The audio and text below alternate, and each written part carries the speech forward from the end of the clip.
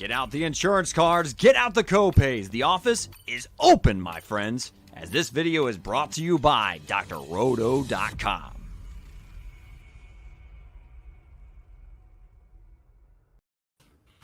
Good evening, everybody. It is Draft for Upside's First Sip NFL DFS Preview for Week 5.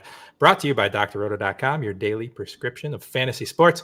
I'm Johnny Danger. With me is Christopher Emmerich. How are you, sir?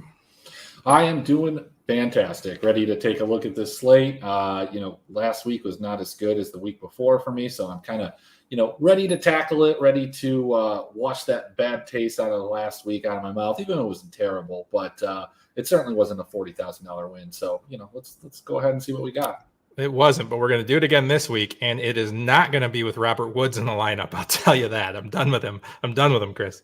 Well, you don't have to worry. He's on Thursday, so I know. They fixed that for you. They did. I know exactly what I mean. All right, well, let's get going. I know it's not main slate, but just a brief touch on the 9:30 in the morning Eastern game in London. We've got the New York Jets and the Atlanta Falcons. Is Patterson for real? And in main slates, if he continues it, do you have to pay attention finally? I think you can pay attention to him, especially anytime that you're projecting the Falcons to be a high-scoring team. He's part of the offense. He's utilized in different facets, and on DK, he's advantageous because he fills kind of a cheap running back position. There's equity in those positions. We talk about it a lot when it comes to the tight end. When you're paying up or paying for one of those mid-tier tight ends, you're kind of paying for a wide receiver, and you're foregoing the opportunity to pay down at tight end to bolster other parts of your lineup. So you really have to decide, is that player going to be worthwhile? And a lot of times it's like Travis Kelce, and it is, but you see, and you've seen over the last couple of weeks where Darren Waller isn't. But there are just not a ton of $4,500 or $5,000 running backs, and Cordell Patterson fit that mold at least last week. We will see what happens as the week goes on. I don't particularly think that he's ever going to have another 3-touchdown game, and I would probably sell high on him in season long. Oh, absolutely. I'm actually kind of hoping he falls on his face this week. So when he's back in the main slate next week, maybe we could get him cheap again. But yeah, I don't think anybody's going to forget about that. So I think those days are past. I mean, even on like a season-long situation, like he could be a guy that just goes off the rest of the season and wins you your league. But I think it's more likely that he's just kind of average to above average. And if you can get something that's decent, that's probably the best way to go. But we don't have to make that decision because, like you said, he's not on the main slate. We don't have to at all. I just saw him and Jamison Crowder traded for Nick Chubb in one of my leagues. Wow. Hey, it happens. So quickly on the other side of that, the Jets. So does Jamison Crowder coming back help you feel comfortable week to week about Corey Davis? No, I don't. I didn't feel comfortable about him in the first place. I don't feel comfortable about anything in that Jets offense. Why are we talking about the Jets and the Falcons?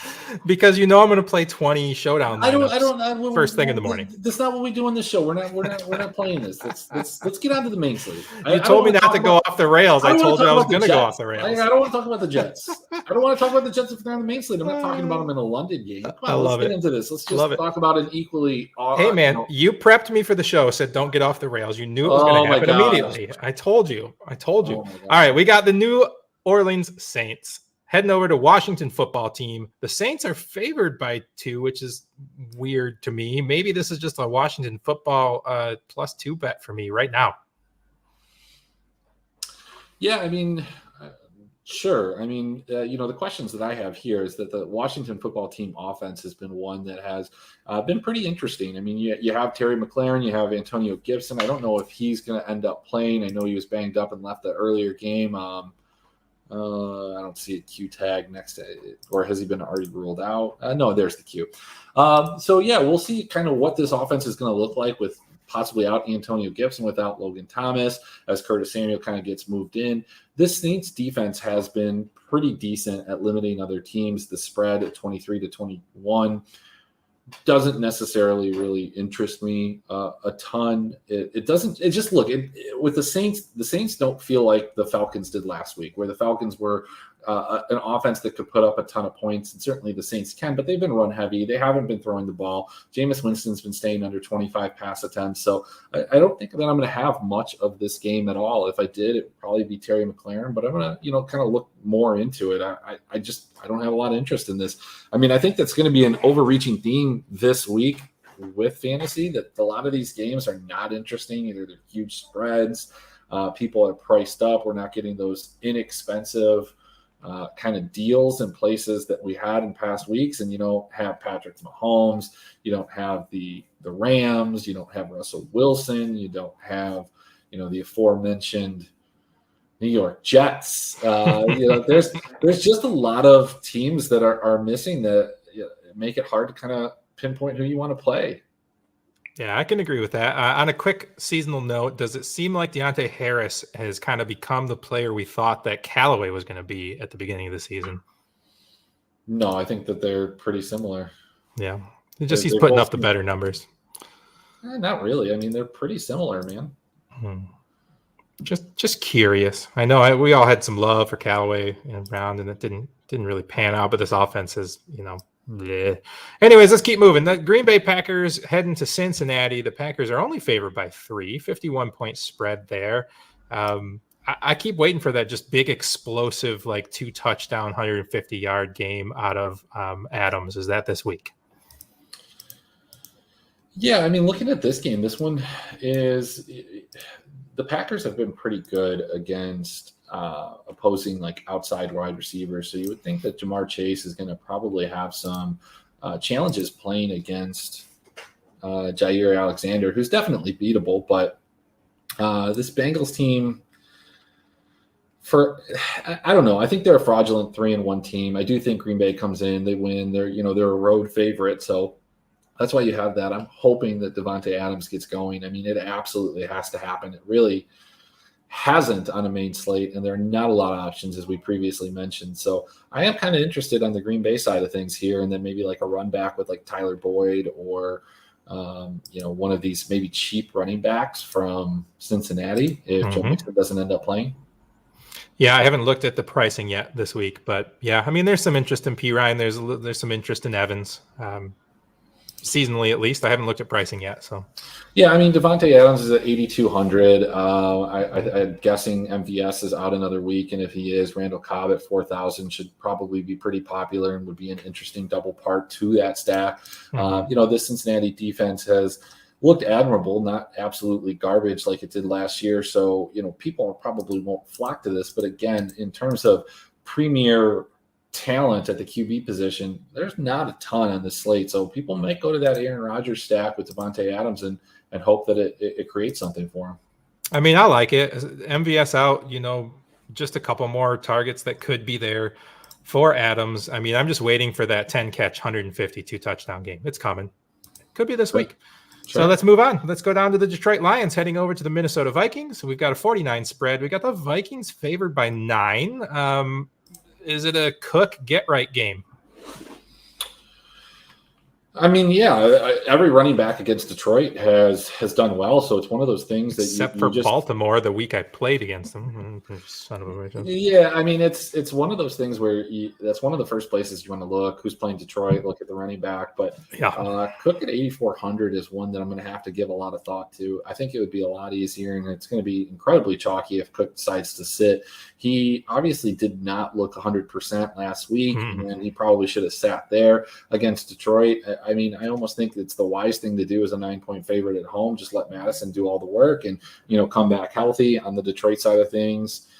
I think that this game will probably go underlooked in a lot of ways. And I think this could be one that you could kind of target. We thought that the Lions offense was one that you could at least, I don't know, play in DFS as a run back, whether it be Swift or one of these wide receivers like a Cephas or Khalif Raymond, especially at their price, although they're getting a little more expensive. We haven't really seen TJ Hawkinson, regain that double-digit target and catches. He did get 8 targets against the Bears, but only 4 catches, 42 yards. It's, again, it's hard to get excited about a team that has 20 points going on the road as implied total. And it's hard to get excited on the other side of things after they just played Cleveland, whose defense could be very good and made them look kind of average. For sure. And even though Minnesota's been giving up points, they do get to the quarterback fairly well. And so it could be another Jamal Williams game with those dump off passes. But I like Hawkinson a lot, but he's more like, Kittle gets those big gains open down the field. And I feel like TJ has those too. I don't feel like that short dump game is for TJ. So I don't know about TJ this week. I want to play him. I want to see him. I love him when he's good. I don't know if this is the week. Yeah. I mean, and the one thing about the Minnesota run defense is it's been pretty bad this year. I mean, we're talking 32, 15, 25, and 35 points allowed to running backs in each one of those individual games. The game that they were able to shut down the running back a little bit, it was, against Arizona, Chase Edmonds, James Conner, not really putting up huge points except for last week. And in that game, they gave up just an absurd amount of points to wide receivers, and that was like a 65-point explosion. So I think that the two running backs from Detroit do make interesting plays, especially with the lack of production from Swift last week. I know he burned a lot of people. Might be a good spot to go right back to him. I can get behind it. All right, Denver Broncos heading to play the Steelers in another game under 40 points over under, and the Steelers are only a 1-point favorite in this. Benjamin Noodle Arm Roethlisberger at it again. Denver's D is pretty good. I don't think I'm interested in either side of this ball except for maybe Noah Fant personally. Yeah, I mean, a 39-point total. What is there to get excited about here? There's two pieces, I guess, and you just kind of have to look at it. Deontay Johnson at 6,500 is always in play.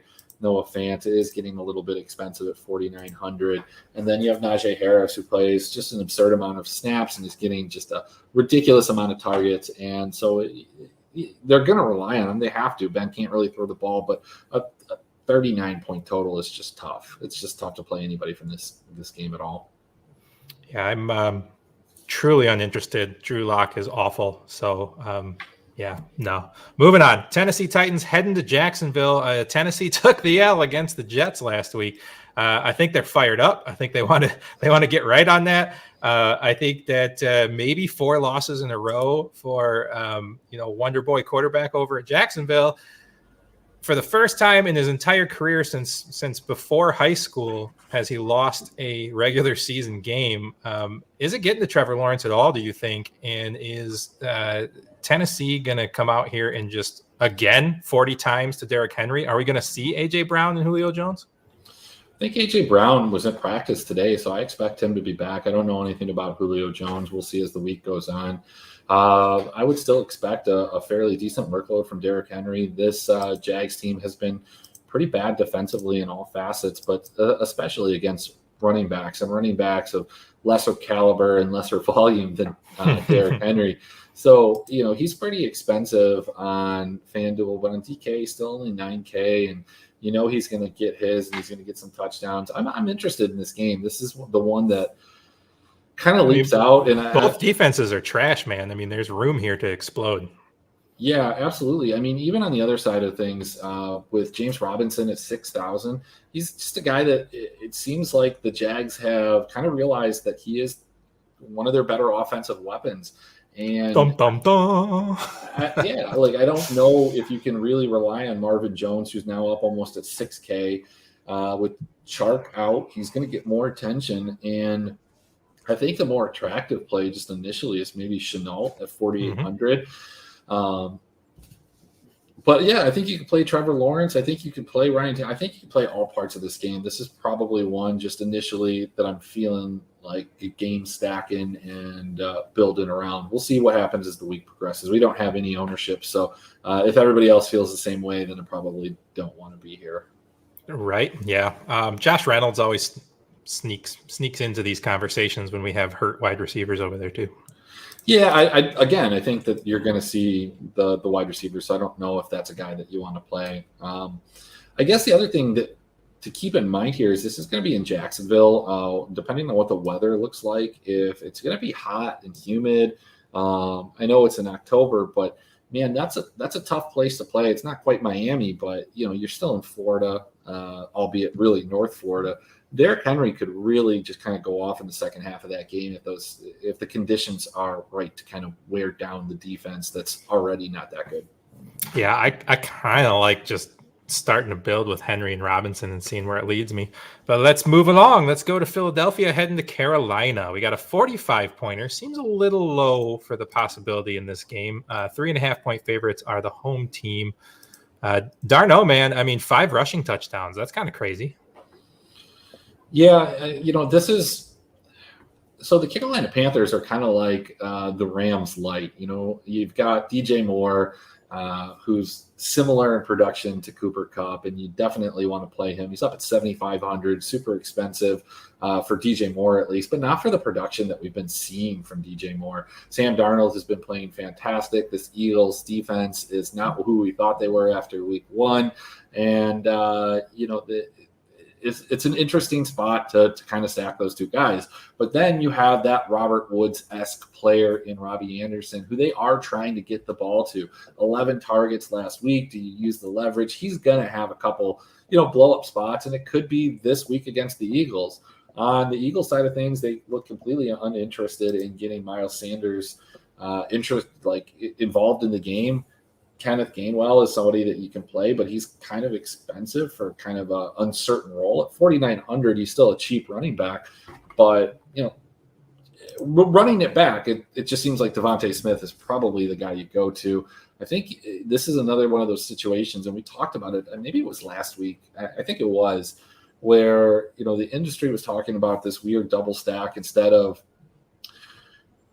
stacking the Chiefs and then running it back with somebody. You could with Smith, but you can kind of double stack maybe the Carolina Panthers and run it back with Jalen Hurts, because this guy does get fantasy points at 7,000. He's super low price. He's gotten 28, 21, 25, and 31 fantasy points. He just becomes the only part of that offense, and he's the only one who gets the rushing attempts. So, yeah, right. We did talk about that last week with Kelsey and Hill, and then running it back with the other teams.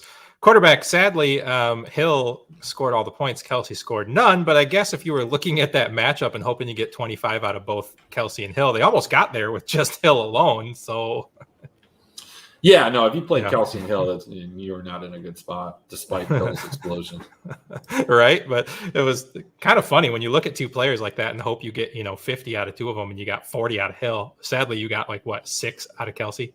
So it was really, really ugly. But Robbie Anderson, is he dead to you? No, just like I said, I think you can play him absolutely in GPPs. It makes a ton of sense at 5K.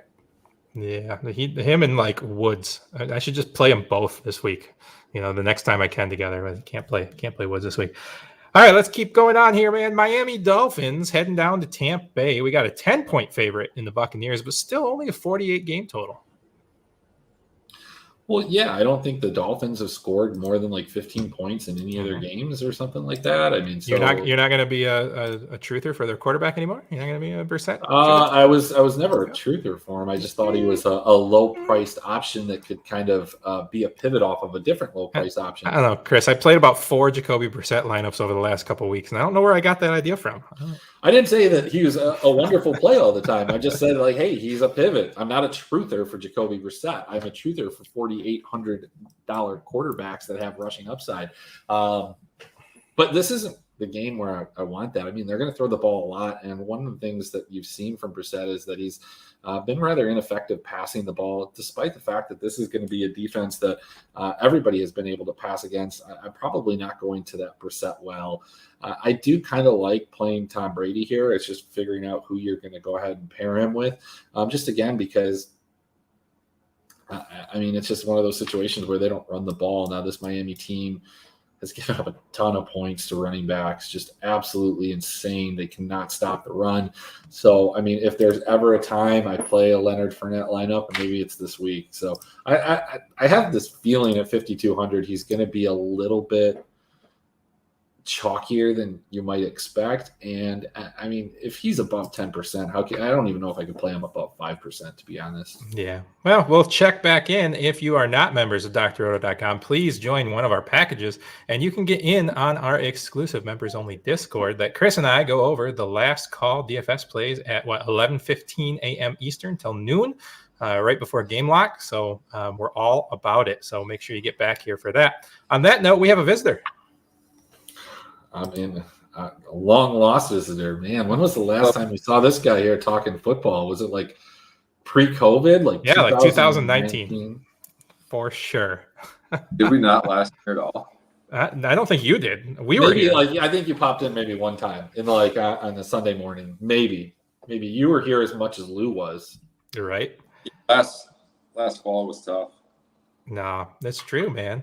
He was getting his business started, and just in case you're curious, head over to Measure Golf Ann Arbor if you're in the greater Detroit area, and go see Adam White to get yourself a lesson. For every lesson that you mentioned, draft for upside to. Johnny Danger gets a free golf lesson out of Adam, so please go see him at Measure Golf Ann Arbor. Yeah. Boom. I'm getting good at that read. I'm getting real good at that read. Adam, we just finished up talking about Tom Brady playing against the Dolphins. Do you have any strong feelings here, or shall we just move along to the next game? I would just say move along. Yeah. All right, we're going to keep moving then.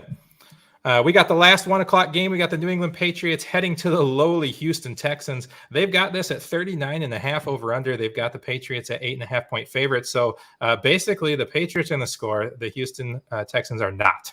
So who do you got here? This is a Damian Harris game. I've kind of been waiting for him to just kind of grind the clock out. Could it finally be the week that he breaks out and has a big game? It's setting up for him for sure, right? Yeah, I'm not super interested in Damian Harris. I'm not interested in a lot of spots in this. Again, you're looking at a 40-point total. I mean, maybe Jacoby Myers at 5,600 is a spot to go to. They like to dump the ball off to him. 12 and 14 targets in the last 2 games. And I think that's really, and maybe Cooks. It's Kendrick Bourne here, man. Kendrick Bourne has been taking over that wide receiver core. That's the one guy I was kind of interested in. I don't. I mean, at 4,000, I don't think he's taking over. It's been Jacoby Myers, man. At 14 and 12, I mean, he's just the monster target share out of there. The pricing isn't that different. I think you can play the New England defense here if you can somehow fit in that price point. Nope, I like it. Yeah, it's high. You know me, I go for bottom barrel defenses, so I probably won't, but it would maybe. Yeah, I don't know, man. I'm not really interested in this game at all. So let's just keep moving. Let's get to the afternoon. We got the Cleveland Browns heading to the Los Angeles Chargers. 47 points here. 1.5 point favorites are the Chargers. The Browns defenses look good. The Chargers have been containable at times. Is this another one we're just going to kind of let people play their Allen and play their Williams and play their Eckler and just kind of look elsewhere, Chris? Well, I think Keenan Allen's going to be super popular. It's 6,500. They have not really adjusted his price the way that they should. I mean, 13, 8, 12, and 11 targets. I mean, last game he didn't, against the Raiders, he didn't have a wonderful output from a yardage perspective, but he still caught 7 of those 11 targets and got you 10 fantasy points. Obviously not what you're looking for at 65, but he's 700 cheaper than Mike Williams, where I feel like they've been utilized pretty similarly up until this last Monday. So I don't understand that totally. I think it makes going to Mike Williams probably a little bit more interesting, as I think he's going to have far lower ownership, but expecting a 21-point output from him is, I think it's just a lot, especially against this Cleveland team that has looked good the last couple of weeks. Now, granted, one time it was against Justin Fields, and you have to take it with a grain of salt, but this defense is kind of living up to what we thought they were going to be coming into the season. One of the few defenses that had, even though that they kind of got off to that slow start. I will tell you that there is one player in this game that's probably my favorite play on the slate right now, and that's Nick Chubb at 6,700. Your favorite play on the slate without pass game usage? Yeah, absolutely. First of all, Nick Chubb has almost always scored a touchdown, and if he doesn't, he scores it in the next game. And you have 2 weeks in a row without Nick Chubb scoring a touchdown. I feel like this is an absolute smash spot to bet a Nick Chubb touchdown against a rush defense that has had a ton of problems stopping the run, except for last week. But it was, it was the Raiders. Their rushing game isn't. I don't know what's going on. But as you saw that game kind of progress, you did see Josh Jacobs start to kind of wear him down. And Nick Chubb, Kareem Hunt, they're going to wear him down. You know that they're going to run the ball 30 or so times between the two of them. 60% of that or more is going to go to Nick Chubb. It just feels like a Nick Chubb week. I think he gets 100 yards, and if he gets 100 yards, he has 10 points. If he gets a touchdown, he's at 16. He's going to get two catches. That puts him at 1,800-yard bonus, gets him 3 more. He's at 21. Might score 2 times at 27. I love Nick Chubb as long as everybody else doesn't. So. Well, I've changed my name to the Cooler because this is what's going to happen. I'm going to completely fade this game. I'm not interested in it, so it's going to be the highest scoring one on the slate.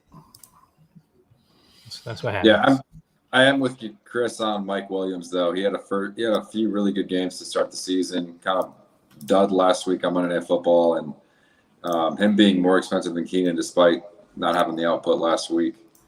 I think that makes him in a very good smash spot with a little bit of a depressed price compared to where he was last week.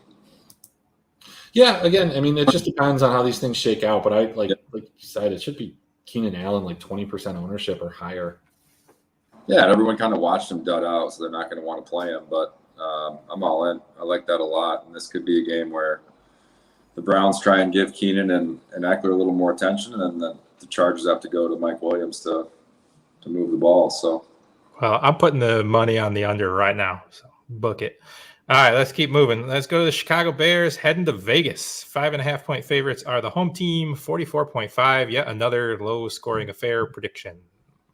Interest here. It's not going to play. Probably not. Monty's out. Fields is a disaster. I mean, we I don't mean drroto.com. I mean, we, as in Chris Emmerich and I, have been very vocal. We're not fans of Field. So I have no interest, just no interest on that side of the ball. For Vegas, I mean, sure. I mean, Hunter Renfrow keeps catching, 10 passes a game. You got to take a quick look at him. Waller hasn't had a huge game yet. I mean, there's always interest there. I mean, depending on his price range. I don't know how Chicago does against tight ends, though, Chris. I mean, Chicago's had some issues against wide receivers this year. Against tight ends, I don't think that they've really played necessarily some of the bigger, higher quality tight ends. I mean, like when we talk about that stat and people all over the place, all over the internet mention stats about defense versus position. And like, I think it's more relevant later in the year when you have a bigger sample size, but tight end's one of the noisiest ones just because a lot of teams don't employ a high usage tight end. And so without playing, like the teams that play Kelsey, the teams that play Darren Waller, your Chargers and your Broncos and everybody in that division, because you got Noah Fant, they're probably going to be worse against tight ends just because they're playing teams twice a year that kind of focus on the tight ends versus, this NFC North division where you've got TJ Hawkinson, who sometimes is. You've got this Minnesota team who doesn't use theirs. Robert Tonyan's not a high usage guy. He has a couple spike games. And then you got Cole Kmet, so those teams are always going to look like they're better against tight ends. I think you could take a stab at one of the wide receivers here, maybe as a one-off, as somebody that's inexpensive. This is obviously not a game stack situation, but Bryan Edwards at 3,800 is way too cheap, and it's just because there's not consistent targets. Like you said, Renfrow at 4,900 just seems kind of expensive. You almost need a touchdown from him because he's not getting 100 yards, and he's not getting 10 or 15 targets. He's getting 6, 7, or 8. And Allen Robinson's almost droppable in season long. I'm certainly not going to play him with DFS. And Darnell Mooney's up at 4,700. So it just makes it hard to play any of these guys. Henry Ruggs, if they would throw it to him more than once or twice, I mean, I think he's GPP playable. But, man, you play Ruggs, you have a very real floor with any one of these wide receivers on Vegas of 0. All right. One guy I'll say, what if all the other running backs are ruled out for Chicago and it's the rookie kid, can't even think of his name, but he's down at like 3,800. Khalil Herbert. Yeah. Hatter batter. If he's going to get all the touches, any interest? Vegas doesn't have a very good run defense. Yeah, I mean, if Williams is out, sure. I mean, absolutely. His price is going to put him into play, but that's not going to be a secret either. Yeah, I mean, I would hope that, at 4K, you kind of have to kind of consider it.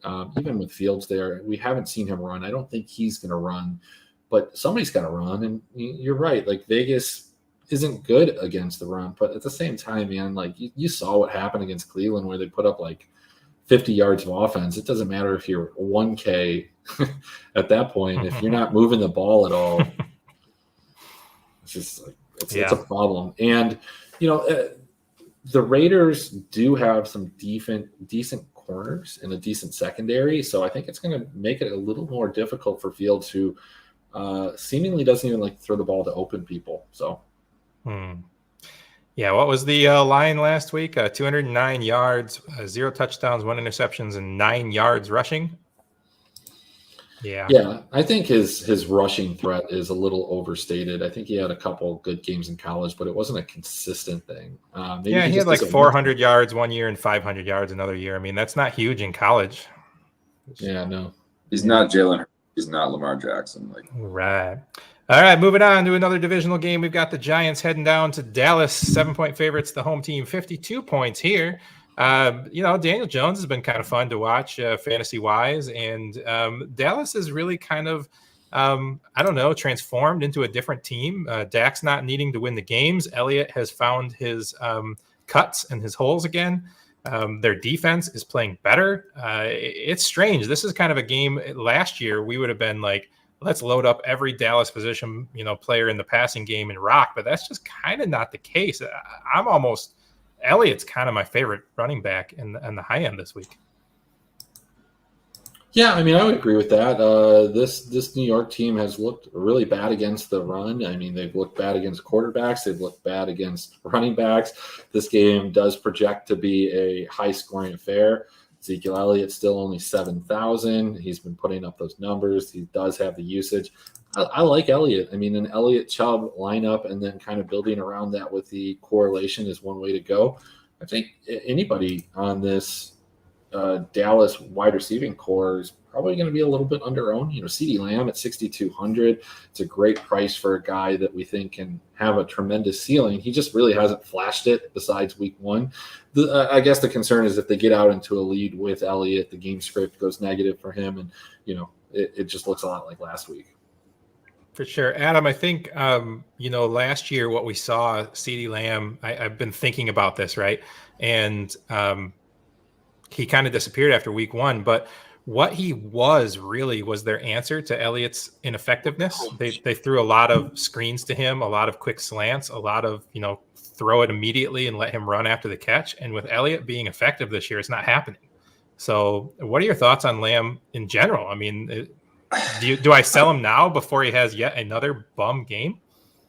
I don't know if you sell him now. He just had a total dud week again last week. Like you keep wanting to see him make this jump forward. And week one, I have a ton of exposure to him in like best ball and season long, and I want to play him on DraftKings week to week. But like Emmerich said, man, that first week he flashed it, and since then it's been a dud. So if the Cowboys in these games where they're favored don't need to throw the ball, then they're just not going to open up and throw the ball, especially with our boy Michael Gallup out too. They don't have the horses on the outside.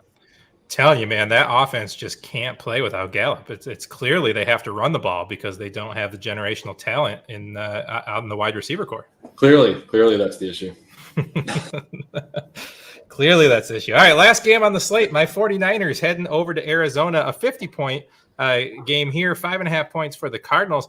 Not just being a homer here, I kind of like this game as a possibility to explode. I mean, Deebo Samuels has looked like the man on the field every week. Arizona is still looking for that like huge Hopkins game. The 49ers have no cornerbacks. This is a week I really want Kyler and Hopkins. I think this is a week like that you want to try and make some trade offers right now for DeAndre Hopkins. I mean, he's been pretty disappointing throughout this season. I would venture to guess that if you have some season-long fantasy, owners that have Hopkins on their lineup, they probably aren't in a good spot. They probably wasted a really high draft pick on him, and the rest of their team might not look very good. And as a result, you could probably pry him away for, some of these other assets that, have overperformed where we think. In this game, I think, this is a Hopkins game. This is a game where we can go to Kyler Murray. I am interested to see how this ownership kind of rolls out for the quarterbacks. Like we talked about at the beginning of the broadcast, and I'm not drinking. I still can't talk. But there's not a lot of these premier quarterbacks on the slate. I mean, we're missing Mahomes. We're missing Matt Stafford. We are missing who's the Sunday night game? I think that's Lamar. We're missing Lamar. So you've got Kyler Murray up there at 8,000. It's a lot to pay. I mean, are you going to go all the way up to Murray when you have that little like quartet of guys? Tom Brady, Aaron Rodgers, Jalen Hurts, and Dak Prescott right around that 7,000 mark. Or even down to like Herbert or Darnold in the mid sixes, then it gets kind of tough after that. But like Murray's way up there, and stacking him with DeAndre Hopkins is just it is one of the biggest ceilings you can have on a week to week basis. And now we have kind of that beautiful run back, Deebo Samuel, just one. So he's singular. He's a guy, just one person, not plural. If they had Deebo Samuels and they had two of them, I think maybe your 49ers would be in a really good position. But I think you can run it back with Deebo. I think you can actually even consider his price has gotten a little bit lower if he is healthy. George Kittle saw 11 targets and 9 targets in his last 2 games, and he is going to have one of those explosion weeks. And look, I talk down about him all the time, but he's going to have those, and he hasn't had it yet. So it could very well be this game. I like him a lot. It'd be interesting to see if Trey Lance plays, what the dynamic changes. It seems like Garoppolo may go. So, Adam, what do you think about this game here? What about like Kyler, Edmonds, Kirk, and then running it back with Kittle? If you're Edmonds came up on the injury report today, but I don't know if that was just like a Veterans Day off. He looked fine over the weekend, but yeah, I like the game for stackability. I mean, it's one of 3 games on the main slate that's over a 50 projected total. But Kyler's pretty pricey, and I just don't. Is it going to be Trey Lance this week? Is Jimmy out? It's not 100%. I think they're going to try and play Jimmy. I mean, that's the hope that they can play Jimmy, but there's no guarantee of that. So I'd be interested in like a Trey Kittle stack with maybe Hopkins on the other side. That could be enticing. Yeah, I mean, Hopkins, I think, last week I wanted to go to Kirk quite a bit, and part of that was I just thought he was going to be the kind of under-owned part of that, but I think all parts of this, even Hopkins, is going to be lower owned than he should be just because of the production he's put up, but he still has, the lion's share of the target share, and he still has by far the most air yards on the team. We saw Kirk kind of get an uptick in the couple weeks, but he was just not used at all last week. I still think you can go back to him. You can double stack with Kirk, but you're just going to have to guess right when it comes to Kirk and hope that you can get some big plays. Yeah. Because within that, like inside the 5, inside the 10, in the end zone, the targets are really just being funneled to either Hopkins or AJ Green, and that makes sense. Look, they're bigger targets. AJ might not be as fast or as athletic as he once was, but I think he's still the same height as he. But it's all Max Williams now. Max Williams is the guy down there now. I mean, that's like, look, you have a challenge. You have all of these guys to feed, but I'm not. I don't know. Max Williams at 3,400, 3 to 4 targets. We've seen his ceiling 2 times. I don't know how many more times we're going to see that ceiling game from him. Yeah, I like it. Well, I mean, if one of their running backs is hurt, it might be another chance. I don't know. I'm just saying. Yeah, I like this game. I like this game. All right. Well, I don't have much else. Let's touch very briefly on the late game and the Monday game, and then let's get out of here. We got Buffalo and Kansas City. I mean, I'm excited for that game, just to play some showdowns, just to watch some fireworks. I hope it's a big scoring game. It's always fun to see the rematch of those teams. Josh Allen started out kind of rough this year, but really got right the last week. So really excited about that. Less excited about Indianapolis and Baltimore on Monday night, but I'll still watch it. How does Buffalo, Kansas City not shoot out? That's my question. God, I hope so. I mean, it's like, what, a 50 total? So 56.5 right now, with the Chiefs favored by less than a field goal. I like it. I like it. That's going to be fun to watch. I might have to play like a whole week slate just to throw some late night hammers in that. I think it's the week that Diggs finally goes crazy. I hope so. Diggs and Tyreek going at it as two of the top, 5 receivers in the league at worst, probably top 3.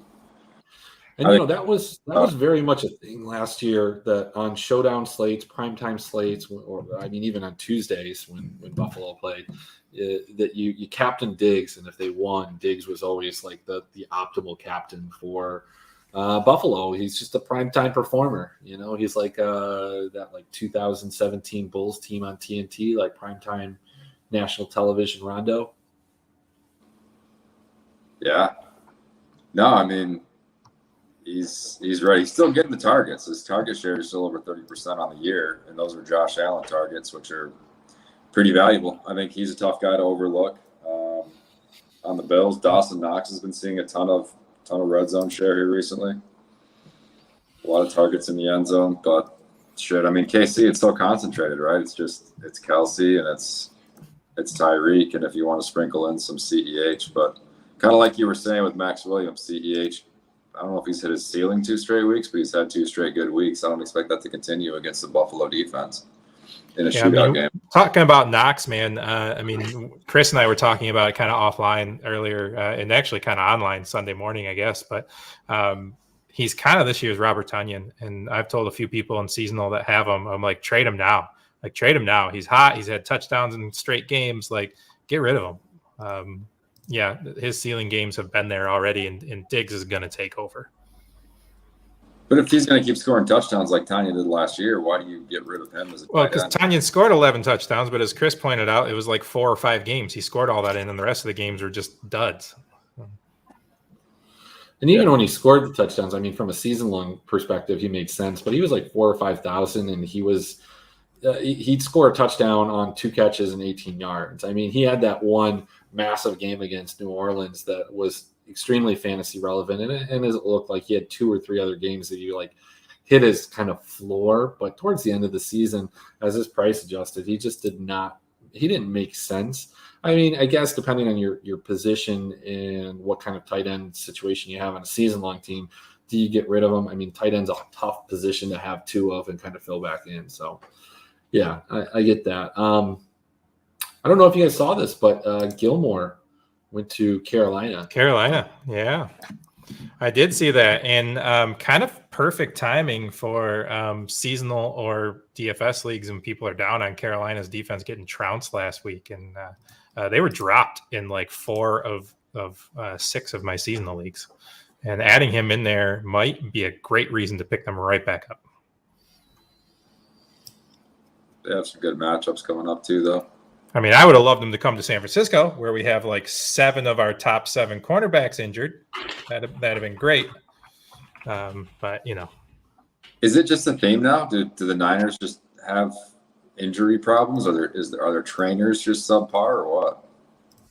I don't know. I know that a lot of their team was long in the tooth, and they had some issues over the last couple of years. But I don't know, man. Yeah, they're just one of those teams that just get trounced. Years past, their training system was great. They were a great shaped team, a team that didn't deal with a lot of injuries. But the last 3 or 4 years, it's been just miserable in San Francisco for the injury bugs. Yeah, their secondary last year wasn't great. It had a couple big bad games, but it's looked like it's continued. They do well against the tight end, though.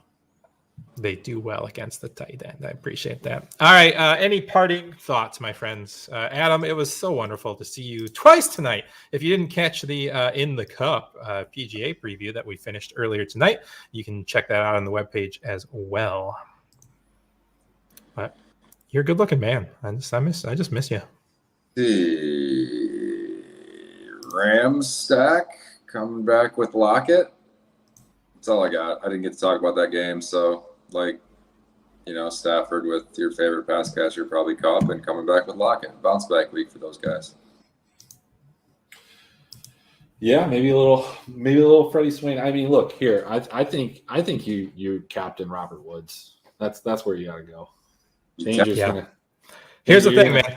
You know what? While we were doing this, I traded Woods for Eli Mitchell and Trey Sermon. So you know he's going to blow up this week. You know it. You absolutely know it. Locking it in. Dude. I have Mixon on that team, and I lost Mostert and Dobbins to start. So I've just been begging for running backs. So I had to do it. But all right, guys. Well, I really appreciate y'all hanging out with me. This has been what show are we on today? Fisrt Sip NFL DFS Preview. Really appreciate y'all. Check out drroto.com. You can get a membership as low as $14.99 with promo code WIN. Get in there, get in our premium Discord where we will answer your questions for DFS and for season long and every sport out there. We've got it all. We got a NASCAR guy, Chris, a NASCAR guy. We have it all, man. And Chris, we don't have an MMA show, but you break it down in the Discord every week, and you have been spot on, my friend. Yeah, I mean, it helps that I tend to pick, I pick favorites, but that's what winners do. They win. Winners are gonna win. All right. We have one comment right at the end of the show. Oh, Angel Cruz. Thank you, guys. Well, you know what? Thank you, Angel. And next time, you feel free to ask any questions you like. We'll answer them for you. We'll see you later. All right, my friends. I am Johnny the Cooler Cole. With me, Adam White and Chris Emmerich. We'll see you guys on game day. Have a good night. Thanks for stopping by the office. Get your fantasy prescription by subscribing to the channel and checking out drroto.com. And until the next visit, be well